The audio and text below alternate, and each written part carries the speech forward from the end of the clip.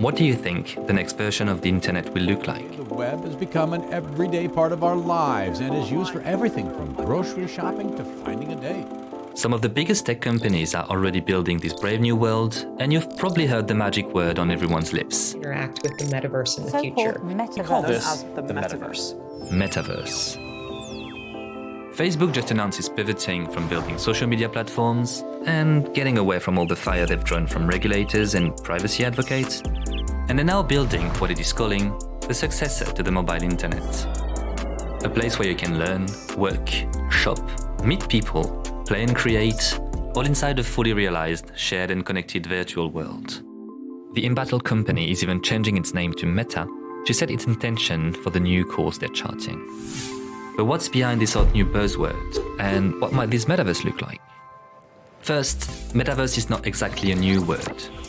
The term was coined in 1992 by Neil Stephenson in his sci-fi novel Snow Crash. He imagined the metaverse as a virtual shared universe where digital avatars of people can interact with each other. The status within this world is defined by how sophisticated your avatar is.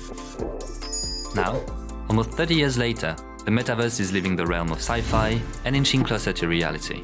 At least if Mark Zuckerberg has his way. But what will be the key difference between today's mobile internet and the upcoming iteration? The next platform and medium will be even more immersive, an embodied internet where you're in the experience, not just looking at it. So why do we need this? Well, post-COVID, tech companies say they're responding to a need to make online interaction more lifelike. And the technology Meta is promising will offer that. Something much closer to sharing physical space with other people. You'll see their facial expressions, you'll see their body language, maybe figure out if they're actually holding a winning hand. All the subtle ways that we communicate that today's technology can't quite deliver. So, the idea goes, you put on your virtual reality headset or augmented reality glasses and cross into the virtual world. To achieve the feeling of realistic presence, Meta headsets will have to be designed with sensors to replicate your facial expressions, voice interaction, and hand interactions. But that's not it. They're also working on technologies to facilitate mixed reality. Imagine working at your virtual desk with multiple screens while seeing your real desk so clearly that you can pick up a pen and write notes without taking your headset off. The metaverse could also be the place where NFTs come into their own.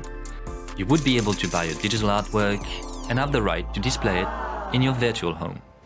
So, at this point, we should note that this is only one vision of the metaverse, the centralized big tech version, if you like. But there are others out there. Other groups are building virtual worlds that are not controlled by a single entity.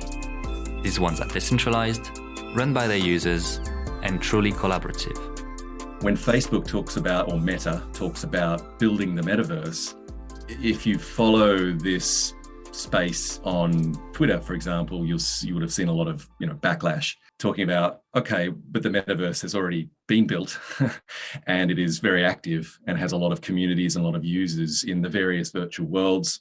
Given the success of Facebook as a social media platform, you would have to imagine that their version of a virtual world and metaverse services will not be decentralized. It won't be, okay, let's hand it over to the community and you tell us how you want to run it. You would have to assume, based on history, that it will be a more centralized experience. In the case of Decentraland, it is a virtual world that's owned by its community. It's the first fully decentralized virtual world, and it's based on the Ethereum blockchain.